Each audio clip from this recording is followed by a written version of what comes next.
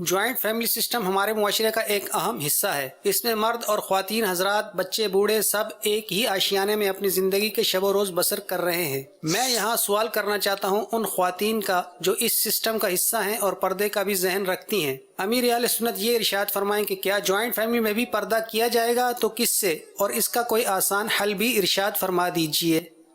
پردہ تو بہرحال یہ کہ نامحرموں سے فرض ہوتا ہے، دیور جیٹ سے پردہ ہے، لیکن یہاں جو ساتھ رہتے ہیں ان میں تھوڑی سی رعایت مفتی اعظم پاکستان مفتی وقار الدین صاحب رحمت اللہ تعالی علیہ نے دی ہے۔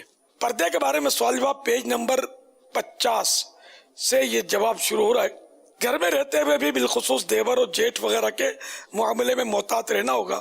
صحیح بخاری میں حضرت سیدنا عقبہ بن عامر رضی اللہ تعالی عنہ سے مروی ہے، پیکر شرم و حیا مکی مدنی مصطفیٰ محبوب خدا عز و جل و صلی اللہ تعالی علیہ وآلہ وسلم نے فرمایا، عورتوں کے پاس جانے سے بچو۔ ایک شخص نے عرض کی، یا رسول اللہ عز و جل و صلی اللہ تعالی علیہ وآلہ وسلم، دیور کے متعلق کیا حکم ہے؟ فرمایا، دیور موت ہے۔ یہ بخاری شریف کی حدیث کا مضمون پورا ہوا۔ آگے لکھا ہے، دیور کا اپنی بھابھی کے سامنے ہونا گویا موت کا سامنا ہے، کہ یہاں فتنے کا اندیشہ زیادہ ہے۔ مفتی اعظم پاکستان حضرت وقار ملت مولانا وقار الدین علیہ رحمت اللہ المبین فرماتے ہیں، ان رشتہ داروں سے جو نامحرم ہیں، چہرہ، ہتھیلی، گٹے، قدم اور ٹخنوں کے علاوہ ستر کرنا یعنی پردہ کرنا ضروری ہے۔ زینت، بناؤ، سنگار بھی ان کے سامنے ظاہر نہ کیا جائے۔ منقول ہے، جو شخص شہوت سے کسی اجنبیہ کے حسن و جمال کو دیکھے گا، قیامت کے دن اس کی آنکھوں میں سیسا پگھلا کر ڈالا جائے گا۔ بھابھی اب مجبور ہے، گھر میں اس طرح رہ رہی ہے، تو یہ دو تین چیزوں کے اظہار کی اس کو بامر مجبوری اجازت دی گئی۔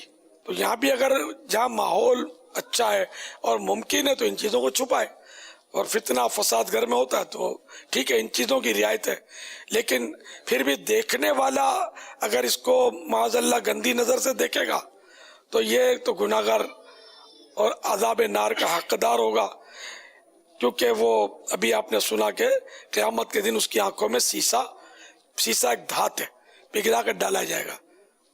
گرم پانی بھی آنکھ میں ڈالا جائے تو ایک مٹی کا ذرہ، مرچ کا ذرہ آنکھ میں چلا جائے تو بندے کو اچھال کر رکھ دے، تو معاذ اللہ کہ یہ پگھلا ہوا سیسا اگر ڈالا جائے، یہ میٹل ہے، یہ پگھلا سیسا یہ جلدی پگھل جاتا ہے، تو بہرحال یہ کہ یہ پگھلا ہوا سیسا تو یہ گرما گرم ہوگا ظاہر ہے، تو یہ جب آنکھ میں ڈالا جائے پھر خدا جانے وہ قیامت والا سیسا کیسا ہوگا۔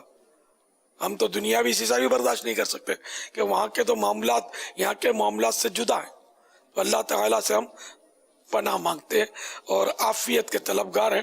تو یہ کہ کبھی ایسا کسی سے ہوا ہو بد نگاہی تو اسے توبہ کر لے۔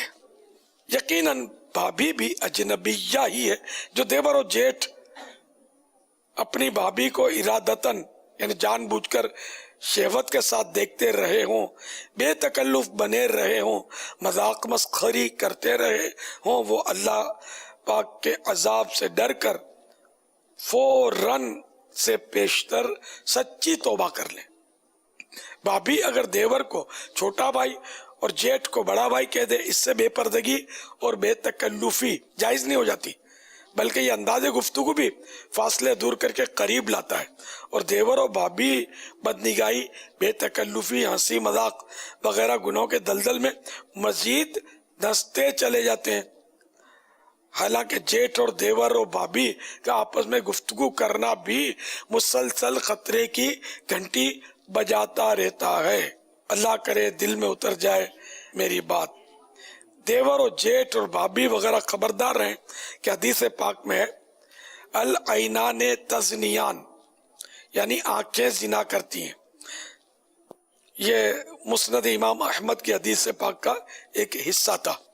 بہرحال اگر ایک گھر میں رہتے ہوئے عورت کے لیے قریبی نامحرم رشتہ داروں سے پردہ دشوار ہو تو چہرہ کھولنے کی تو اجازت ہے، مگر کپڑے ہرگز ایسے باریک نہ ہو جن سے بدن یا سر کے بال وغیرہ چمکیں یا ایسے چست نہ ہو کہ بدن کے اعضاء جسم کی ہیئت یعنی صورت، گولائی، ابھار، سینے کا ابھار وغیرہ ظاہر ہو، تو ڈھیلے ڈھالے کپڑے پہنے۔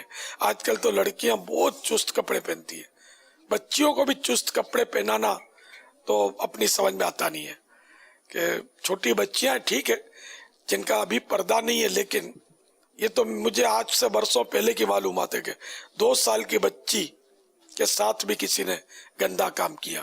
اس کے علاوہ اور بھی بچیوں کے کیس بنتے رہتے ہیں، معاذ اللہ پھر پاپ چھپانے کے لیے مار کے پھینک بھی آتے ہیں۔ تو بچیوں کو بھی ایسے زرق برق یا چست لباس پہنا کر وہ گناہ بھری ذہنیت کے جو مرد ہوتے ہیں ان کے ابھرنے کا سبب نہ بنایا جائے، بلکہ یہ ان کے ساتھ بھی ہمدردی ہے کہ یہ دیکھ کر یہ پھنس جاتے ہیں گناہ میں، اور پھر رسوائی دنیا اور آخرت کی ان کا بسا اوقات مقدر بن جاتا ہے۔ صلو علی الحبیب صلی اللہ تعالی علیہ وسلم۔